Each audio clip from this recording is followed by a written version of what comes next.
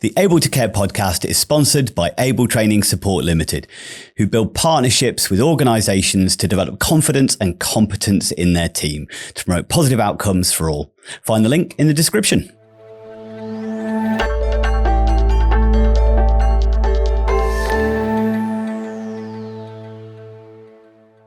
Hello and welcome to the Able to Care podcast. I'm your host, Andy Baker, and today we're mixing it up a little bit. So we have Meghan Earl join us in the studio today. So Meghan is a trainer with Able Training Support Ltd. She's been with us now for nearly 2 years. Nearly 2 years. Hasn't the time flown?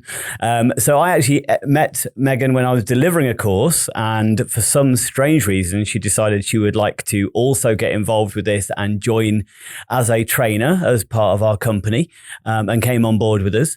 And Meghan does a lot of training around the dementia sector, and that's definitely where Meghan's passions lie. And you were working in a care environment when you first came on the session, were you?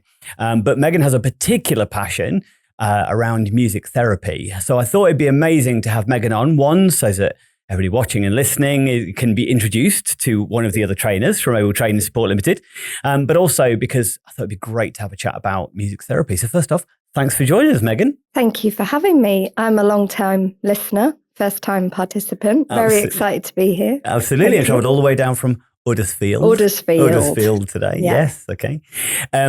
So starting off with, then, music therapy. Obviously, I know you've got a background in music yourself anyway. You are a performer and musician. I think it's guitar. Is it only the music? Yeah, flute originally. Oh, okay. And then I wanted an instrument I could sing to. Right. And you can't sing and play the flute. No, that is a little harder. I have seen like cool flute beatboxing at one point. That was really quite cool. Okay, well, that would have been impressive. We would have broken out of the whole podcast just to listen to some of that.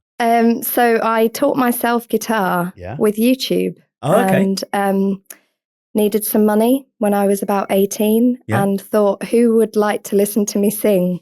Maybe a care home. Right. And so I phoned around and said, how much do you pay your singers? If I charge you £10 less, will you have me every week? Right. Nice. I would do these big sing-along sessions, knees up, 40s, wartime, pack up your troubles. Yep. And in a few of the care homes I went to, there would be people heckling or throwing things at me or getting removed from the session. Staff can be so rude. Yeah, I know, right? And I said, oh, what's going on? What's going on there? And they said they've got dementia. And that was their answer and reason for why the person would be removed from the session. Right. And that was the birth of my love for dementia. Right. Because I thought, I want to sing to them. I want to work with them. And actually, I've moved away from the entertaining, knees up, sing along, and moved into music therapy, which is totally different from entertaining and singing. Absolutely. Yeah. I think so. Some people will have heard of music therapy who are listening and watching and stuff. And I think there is that preconceived idea, isn't there, that music therapy just means, well, it's just playing some music, isn't it? Yeah. So what is it about starting off, what's different? Why isn't it just kind of your singing and, because I think many care homes get the entertainer in. Yeah. You know, they've got the singer at the front there and stuff. And I know that you have done that. Obviously, that's how you started. Yeah. But I think when you're going into environments and doing music therapy, it's much more of a one-to-one or small group kind of focus thing, isn't it? Absolutely. So music therapy isn't necessarily about being a good singer. It's not really about the instrument you play, but more of a call and response, like a communication or a conversation. It's a way of connecting and a way of releasing emotions and relaxing. So I do go into a lot of settings where they think I'm doing a singing session, and I'm met with a big group of residents. Which isn't a problem, but I just have one guitar, no speaker, no mic, because this can sometimes affect hearing aids and things like that. So it's quite difficult for a singer and a guitar to sing to 40 people. And it's quite easy for people to fall asleep if they can't hear. It's easy for people to get distracted. And so having a smaller setting, a smaller group of people lets me observe a lot more. One of the things that I look for when I'm delivering music therapy is signs of contentment which aren't always singing along with me or smiling, but sometimes I'll just see, if you're watching, you'll be able to see, but just closing eyes and just enjoying the music and relaxing into it a little bit. Like tilting the head back. Sometimes I see a big sigh. Sometimes I'll see tapping of fingers or just ever so slightly moving fingers or feet. And that to me looks like a sign of contentment, but you need time and you need to be able to see that. And so with a smaller group of people, it's a lot easier.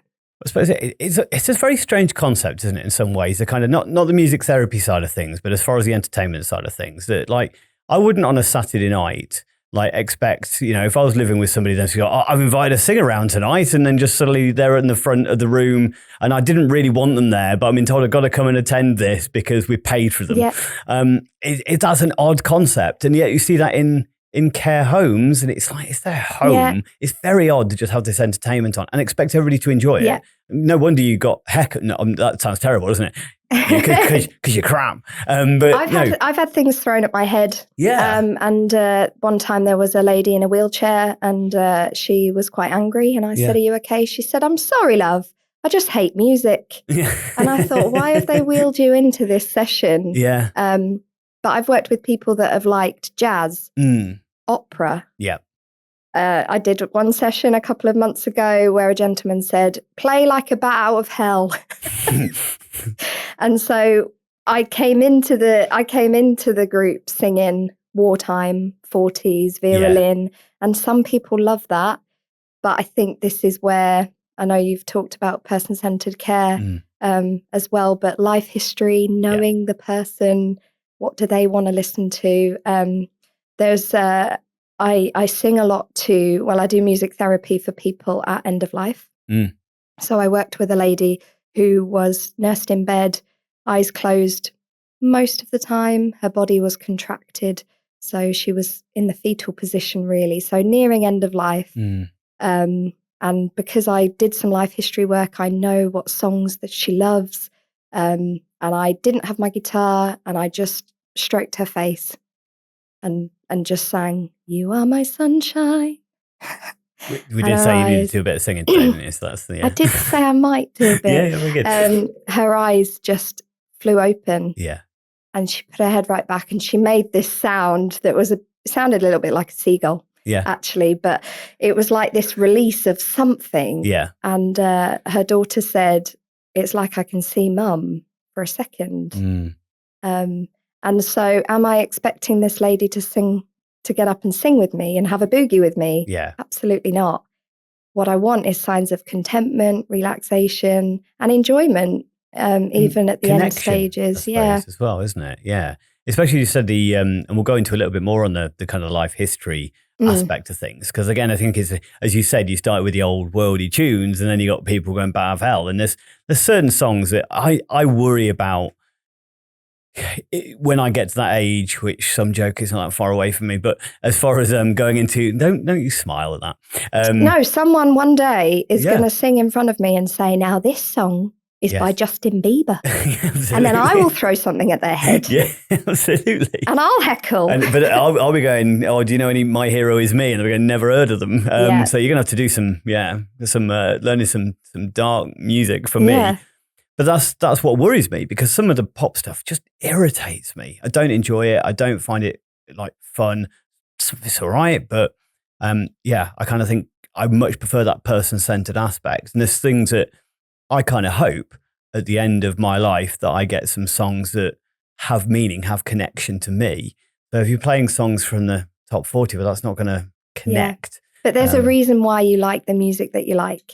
So based on your life experience, your childhood, what music you were exposed to is going to influence your music preferences now. But also, it's not just the music. So with things like drum and bass, it could be the rhythm, it could be the beat, and that's my point again, that music therapy isn't about the singing and just singing at people, but trying to work out what it is. I love harmony. So I love listening to groups where, that's a really cool mix of sounds. That's what I like about it. So I don't really care what genre. I like loads of different genres, but I love harmony. And so for other people, it could be the rhythm, it could be the tone, the pitch. And so as, music therapy is a really cool way of exploring different pitches, different sounds, different rhythms, faster, slower. It's just really interesting. It really is. And I think we come into this world with rhythm and we kind of lead it with rhythm. Obviously, we know kind of as far as which part of the brain to maintain. Typically, the longest is the rhythm part of the brain, tends to be in most forms of dementia, about 95% or something like that. The brain deteriorates asymmetrically. So it's kind of the rhythm maintains even though language may be lost. So, but even if you look at it from the other side of things, babies tend to clap with rhythm. They tend to rock with rhythm. They like noises. They like to press things that make sounds. Yeah. And I suppose that's as I've heard people say before, the things that we come into this world with are the things that we leave this world with, especially with conditions like dementia. So there's a joy to interacting and hearing sounds and connecting with objects and connecting with somebody. It's call and response. Yeah. I do this and something happens. And talking of rhythm, I did a session with a gentleman. I call him John Santa Hat because he wore a Santa hat. Right. It was around Christmas. I was going to say, was there any connection? And it was a big group sing-along session, not intentionally. And John Santa Hat bounded around the room, jumping. And I was terrified because I didn't know his mobility, whether he was going to fall. There weren't that many staff members around, so we could have an incident. But he kept coming up to my guitar, grabbing it and saying, please, oh, please. So please stop. Please carry on. Please play louder. I'm trying to be a detective and figure out what it is that John's after. Yeah. And then someone said to me, I think he used to be in a band and he played the guitar. So great. I sat him down. I put my guitar on his lap and everyone's getting their phones out thinking this is going to be one of those moments where John comes to life and plays a song. And he just hit my guitar over and over again, really hard. And my guitar's my baby a little bit. And the joy on his face, the pride as he looked around the room, like, look what I'm doing. He had a really good sense of rhythm. And so we worked together for a bit and I played the chords and he was strumming and it was great. And he was so happy. He did not give the guitar back for the rest of the session. And afterwards, a member of staff said to me, if you keep working with John, do you think you'll get him to play a song? And I thought, you've missed the point. I've met John now in the moment and he's so happy. I'm not trying to fix his dementia. I'm not trying to bring him back. I'm just meeting him where he is and using something that he loves and using that call and response. And so if he wants to hit my guitar for an hour and that brings him joy. Maybe that's how good he always was. He's one of those people you see on Britain's Got Talent and they go, I'm a brilliant guitarist. And they go, no, but he thinks he is. But I think often with dementia, it's can't. Mum used to cook, but she can't now. Dad used to like gardening, but he can't now. And the care plan is full of can't. Meet this person. They can't do this. They can't do this. They can't do this. They can't do this. And I'm not bothered about what they can't do. If that's a fact, that's fine. But let's focus on the can. So John is musical. That's all I need to know. I don't need to know what he can do. I'll just meet him where he is. Thank you for listening to the Able to Care podcast. If you're enjoying this episode, please like, comment, and share. We really appreciate all of you listeners. Maybe that's what it should be called more rather than maybe music therapy, rhythmical therapy. And also a thing in other sectors and things like that, where the rhythmical calming and rhythmical therapy and those sorts of things are used for dysregulated kids, for instance, traumatized children and adults as well, can be really beneficial.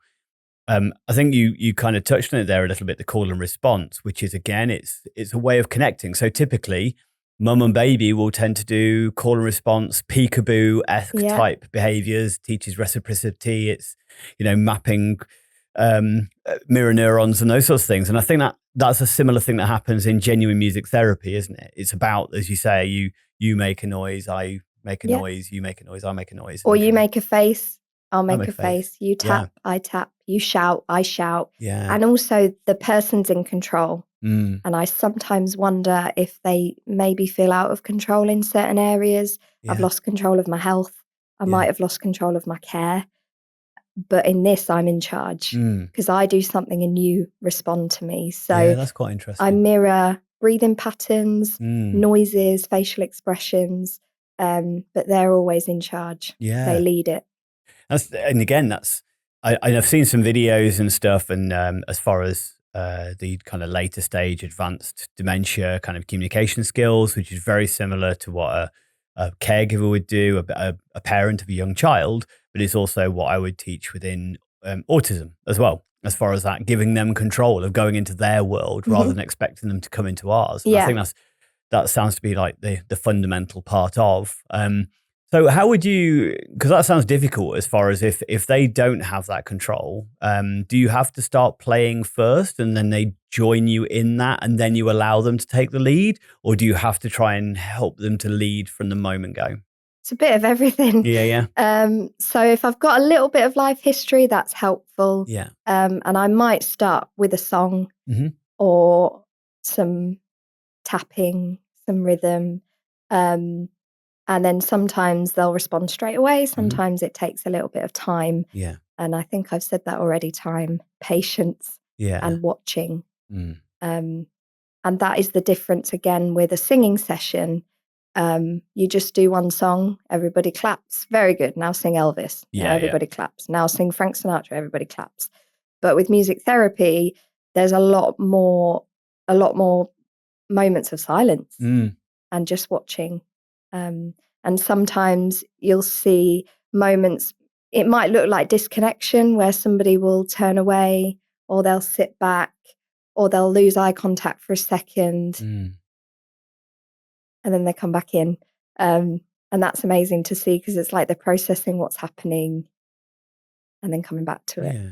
So it's quite a natural thing as well, isn't it? As far as like, typically when most of us are listening to another person, we only tend to do it for about a minute and a half and then our attention goes and then we go, oh no, this was something I wanted to listen to and then we come back. So actually that's perfectly normal. I think that feels, and maybe that's where the kind of the singer at the front of the room is almost a false way of connecting because I'm expecting you to continue to watch and pay attention for this whole time.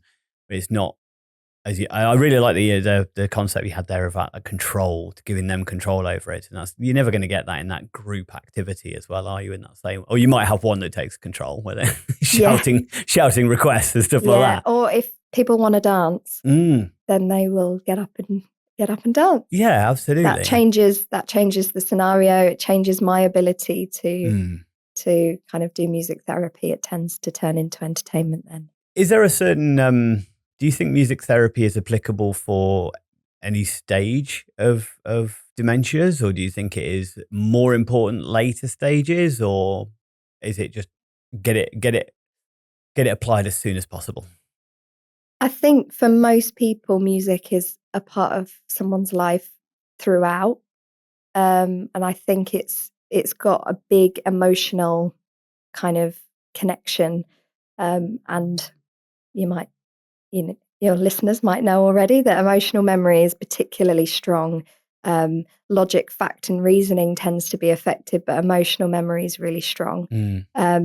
So I often ask my delegates, can you think of a song that always gets you on the dance floor? Can you think of a song? Yeah, there is one. And I won't remember the name of it because I never do. I mean, if you played it now, I'd struggle to sit still. Yeah. I think it's Bruno Mars. Yeah. There's one Uptown Funk. Thank you, Josh. Yeah, Uptown Funk is one that if only if I hear it at something like a wedding. If I was in a bar or a club, then no, it wouldn't happen. But if I'm at a wedding, that dance floor better be clear because I'm going to need some room. Yeah, Flow Rider Low. Oh yeah, I'll take that. That's all I need to hear. That's it, and you're up there. I'm off. Yeah. But equally, you might be able to think of a song that makes you sad. Yeah. You might be able to think of a song from your childhood. I don't know if you sang in assembly. I did. I did, yeah. Yeah. I was a choir boy. Yeah, songs from special holidays. So the reason why you can remember these songs is usually there's an emotional connection to them. And I often hear this phrase, "Oh, that song takes me back." And it almost takes you back to a time when, you had a really good experience, maybe a bad nostalgia, experience. isn't it? It's kind of, an element of nostalgia. Yeah. I think definitely music is that. I remember the first time I heard that, or we have certain, because sometimes it's about the things we do related to music as well, isn't it? It's not just about the music itself, like the first dance, the first kiss, was it a dance, for instance, but the first time you drank might have been in a pub with certain songs, or there's so many kind of connections we have in life with music.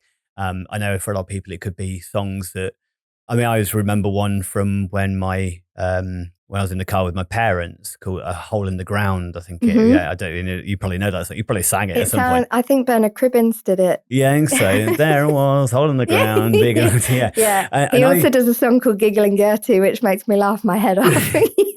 And that's it. I searched that song later in life because I couldn't remember who it was. I didn't remember why I remembered it, but I just remember sitting in the car with my parents in the front and that song coming on a certain mixtape that my mum used to have. And I just always remember finding it funny. And I don't know, randomly popped back into my head one day going, wonder what that song was. Yeah. And it took me a while to hunt it down. But I think that's that beauty, isn't it? That you never know the song that might then trigger that emotional effect in that person. I'm now having to do 40s, 50s, 60s, 70s, and just keep going. But I sometimes see reactions. I see tears a lot. One that I always remember is "Somewhere Over the Rainbow" from The Wizard of Oz. Seems to get a lot of people crying. Right, okay. And I think sometimes in care we see that as a bad thing. People shouldn't cry, people shouldn't be distressed, shouldn't be upset, but actually it's okay to be sad. We're all sad sometimes. And having a song that makes you cry is not a bad thing. And so if you're a little bit, if you've been affected in your logic, fact and reasoning, you might not know where you are, who you are, what you're doing, but you hear something, you hear a song that reminds you of a time that was really happy or really special, or reminds you of loved ones. Doesn't matter what stage you're at with dementia, it can kind of release those emotions and bring back a connection to another time. Do you think there's obviously it can trigger significant emotional reactions or music? And I think it is when it doesn't need to be an old song as well. No. It can be anything, can't it? As far as, I know we were kind of chatting about certain environments where you might be a group kind of singing together. So I know there's like a lot of evidence as far as like chanting music's concerned. Obviously things like hymns and church music, obviously people often find very spiritually connecting. Yeah. But that can also come from a rock concert or anything like that you feel. So music has that ability to release these higher levels of dopamine in our system, which is our pleasure hormone. And we've all had the tingles and stuff like that, the shivers that aren't because it's cold. It's if you've ever been in like a football match and everyone, I'm a West Ham fan, so I'm forever blowing bubbles. Yeah. And when everyone starts singing together and that noise just erupts, it's not about how good the singing is, 100%. But that unity and that connection, you get goosebumps and then you want to sing as well. Yeah. And it just lifts your spirits, your mood, and it's great. I suppose that's a positive with maybe a group singing exercise, but I don't think you often get that within that sort of setting and with that environment, because I don't think the music, I think if it got a little bit there's just such a wide range of need. Yeah, that's and it. There's people that can hear, people that can't, people that might be visually impaired. And so sometimes it works, but other times I need to be right next to someone, almost in their ear, for them to hear what I'm singing. So do you think this is something that, because obviously with this podcast, we're appealing to the paid and the unpaid caregiver. So obviously I know the argument from one side would be, oh, if only we had the time to do that with some of our residents, for instance. And I think there's a misconception as well going, I'm not a good singer, as you said. And I think you've already addressed that, going, it's not about the singing. It's not how good you are. It could be, Can you get it in? Because I have seen some videos and stuff of actually playing music using iTunes and stuff like that. Can you still get it from music elsewhere? But do you need to change the way you kind of utilize that to get the best out of it? So I take it it's not just stick a track in their ears and walk off. Is there a way to still get that using kind of recorded music? Yeah, I think particularly when I'm using movement, so I might be squeezing someone's hand, or I might be saying, "Do you want to dance with me?" And sometimes I'll dance in front of them, and I should imagine something you're all very odd, and someone with you in it, but someone again, here's this weirdo that keeps turning up and dancing at me. Some of them love it, and they just need a little bit of prompting, and it's something that maybe we don't have a lot of time for in care. There are things out there. I mean, Alexa. I hope I've not set anyone's Alexa off by saying that. Can be really helpful because if there was a song that somebody mentioned, you could play it instantly, which is really beneficial. I've had Apple Music, and said, right, what song do we want next? And but if people find it hard to recall, then it is a case of trying songs from the 60s, from the 70s. But there's resources out there. There's a site called My Life Playlist where you can create a playlist from your life. Right, okay. So it's got those memory bump years, the reminiscence bump, the first 30 years of your life. You create a massive amount of emotional memories going through childhood and puberty and education, moving out and all of these things. So you can pick songs from that time, from your childhood, from special holidays, special occasions. And I would love one day everyone to have a playlist in their room of their life. Because that music would be relevant to them and not necessarily to anyone else. For those who are caring for a loved one rather than kind of professional carers, obviously that's where they can start formulating that, putting that together, and checking through what they're already listening to, knowing what their favorite tracks are and things like that. There's also I think that's one of the things, I don't know about yourself, but if I listen to an album, I don't necessarily listen to every song on the album. I might just have certain tracks I really like. But if you don't know that, then straight away go, oh, they love this. And therefore, actually, I don't love this. I love that track, or I love these two tracks, and the rest of it doesn't do anything for me. So I think that can be, we're personalizing it as much as possible, finding that information out, isn't it?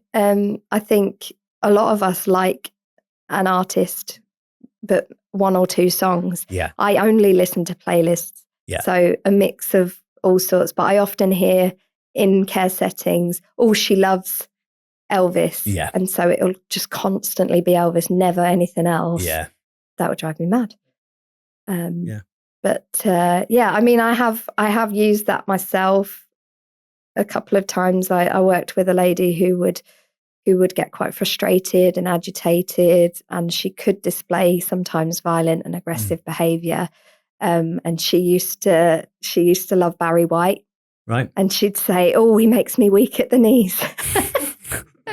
And so sometimes, she would be at the point of distress where you couldn't really approach her without getting hurt. And so I'd stand 6 feet away from her, and I'd just put Barry White on quietly and not say a word. I'm not saying, here, I'm putting your favourite singer on. Who's this? Listen to this. Just put it on in the background. Because all I'm trying to do is trigger that emotional response, but then calm and relax. That's the point. And as she listens to the music, she starts to de-escalate, but she's doing that herself. I'm not doing anything to try and, calm down. And then, once she's calmer, then I can approach her with a therapeutic response. But just using music in the background even can be really beneficial. I think there's obviously certain songs, like you mentioned Justin Bieber there as potentially, and we might have found a trigger for you as far as so certain songs are actually then because one of the things I find, so reminiscence therapy, for instance, you have to be quite careful in the fact that, yes, people love going back to the old days, or many people enjoy, nostalgia and reconnecting and finding that point of like belonging and stuff that they have in the past. But for some people, the past wasn't a good place necessarily, and there could actually be trauma that's triggered from reminiscence if it's done inappropriately or not done carefully. Do you think that's the same with music though? Because obviously some songs make us angry, as you said, make us sad, make us happy, whatever.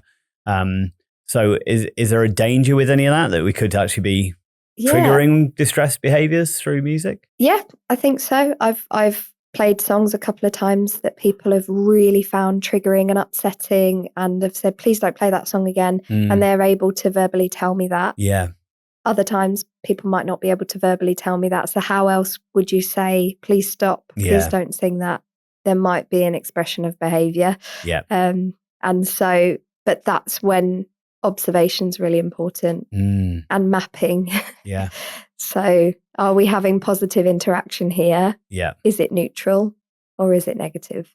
I think that's worth considering, is especially with the group activity as well, that I've known some people like, so if we're working from a trauma informed kind of response and I think there is little to no understanding or connection between elderly care and trauma because it tends to be focused on the dementia itself rather than potential trauma that might have then led to this.